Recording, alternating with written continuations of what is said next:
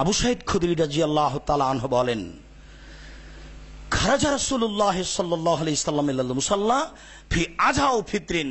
আল্লাহর নবী বাড়ি থেকে বের হয়ে ঈদের মাঠে গেলেন। হয় ঈদটা ঈদুল আযহা ছিল, না হয় ঈদুল ফিতর ছিল। হয় ঈদটা ঈদুল আযহা ছিল, না হয় ঈদুল ফিতর ছিল। মাররা আলা নিসায়ে, তিনি মহিলাদের পাশে গেলেন। মহিলাদের পাশে গিয়ে বললেন, ইয়া মাশারান নিসায়ে, হে মহিলাদের জামাত, তাসাদ্দাকনা, তোমরা দান করো। ফাইন্নি উরিতুকুন্না আকসারা আহলিন নারে, আমি তোমাদের বেশিরভাগ দেখি জাহান্নামে। তাহলে দান দিয়ে মহিলারা জাহান্নাম থেকে নিজেকে ঠেকাতে পারে। তোমরা দান করো, আমি তোমাদেরকে বেশিরভাগ জাহান্নামে দেখছি। তখন মদিনার মহিলারা তো সাহস করে কথা বলতে পারে, ওমা ওমাবে ওমা হুন্না ইয়া রাসূলুল্লাহ, ওমা অবেমা ইয়া রাসূলুল্লাহ, কেন আমরা কেন বেশি জাহান্নামে যাব, কারণ কি বলার সাথে সাথে ধরে ফেলেছে। তখন আল্লাহ রাসূল বলছেন, তুকসিরনা লানা, তিনটা কথা বলেছেন।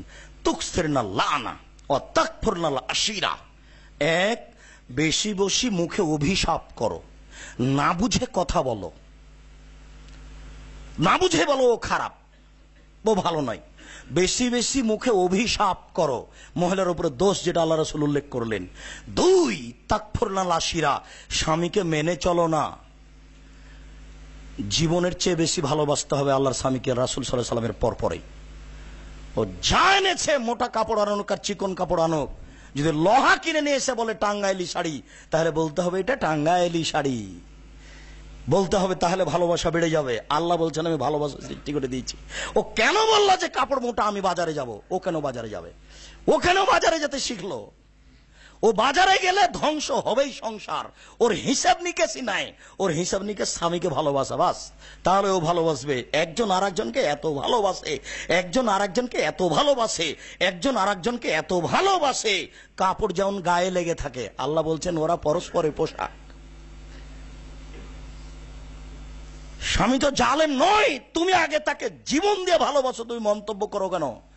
মন্তব্য করো কেন? এই সংসারে মন্তব্য বাতিল। তোমারও পূর্ণ অধিকার আছে। হ্যাঁ, অধিকার স্বামী না দিলে বিচারের মাঠে থেকে জবাব দিতে হবে। তবে নিজের পথকে ঠিক করতে হবে।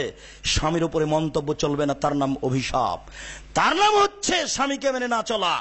3 নম্বরে বললেন, এইটা আরো জটিল, মারাই তুমি না কেসে তা আকলি নদিনিন আজহাবাল রুব্বির রাজুলিল হাজেম। আমি তোমাদের চেয়ে কাউকে দেখিনি, বিবেক কম হওয়ার পরেও, বুদ্ধি বিবেচনা কম হওয়ার পরেও বুদ্ধিমানের বুদ্ধিকে নষ্ট করতে পারে। তোমরা এমন জাতি, তোমাদের দিন ধর্ম কম, তোমাদের বুদ্ধি বিবেক কম, এরপরেও তোমরা বুদ্ধিমান মানুষকে ধ্বংস করতে পারো। আমি তোমাদের চেয়ে কাউকে দেখিনি যে বুদ্ধি বিবেক কম, বিবেচনা কম, দিন ধর্ম কম, এরপরও তোমরা বুদ্ধিমানের বুদ্ধিকে নষ্ট করতে পারো। এই পর্যন্ত বলতেই মদিনার মহিলা বলে বসলেন, হবে মা কেন? মা না কেসো তাকলি নদিনিন, আমাদের দিন ধর্মে ঘাটতি সেটা কি?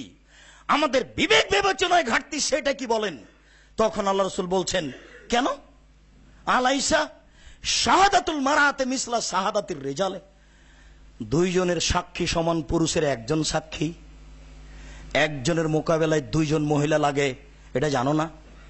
হ্যাঁ, এটা তো জানি যে একজন পুরুষ হলে 2 জন মহিলা লাগে। এই যে দেখো, ফাদালিকা নোকসানো আকলেহা, এটা হলো তার বিবেকের ক্ষতি। তার যে বুদ্ধি কম, বিবেক কম, বিবেচনা কম, এই জন্য একজন পুরুষ আর 2 জন মহিলা সাক্ষীতে লাগে। তখন বললেন, আচ্ছা ঠিক আছে বালা, বুঝলাম। তারপরে বলছে যে তাহলে দিনের ব্যাপারে, তখন আল্লাহ রাসূল বলছেন, আলাইসা এজা হাজাতলাম তাসুমালা তুসাল্লি, যখন ওরা ঋতুবতী হয় তখন নামাজ পড়া লাগে না, তখন রোজা করা লাগে না, পরয় করা লাগে, এটা নয়? বলল না বালা, হ্যাঁ এটা তো ঠিক, এটাই ফাজালিকা মিসলো নাকসু নোকসানো দিনহা, এটা হলো তার দিনের ক্ষতি, ওটা হলো তার বিবেকের ক্ষতি, এটা হলো তার দিনের ক্ষতি।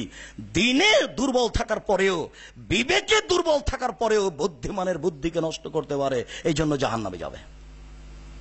বুখারী মুসলিম। আমার দিনী মুসলিম বোন মসজিদে আছেন, এইসব হাদিসগুলিকে সামনে রেখে নিজের জীবনে এবং আরো যত বোন, মা, খালা, ফুফু আছে তাদেরকে সতর্ক করবেন। তারা ভুল বুঝে মানুষকে ভুল পথে নিয়ে যাচ্ছে, তাদেরকে সতর্ক সাবধান থাকতে হবে। আমরা বলি, আমরা সবাই ঈমান সহকারে আমলের চেষ্টা করব। আল্লাহ তুমি আমাদের কবুল করো।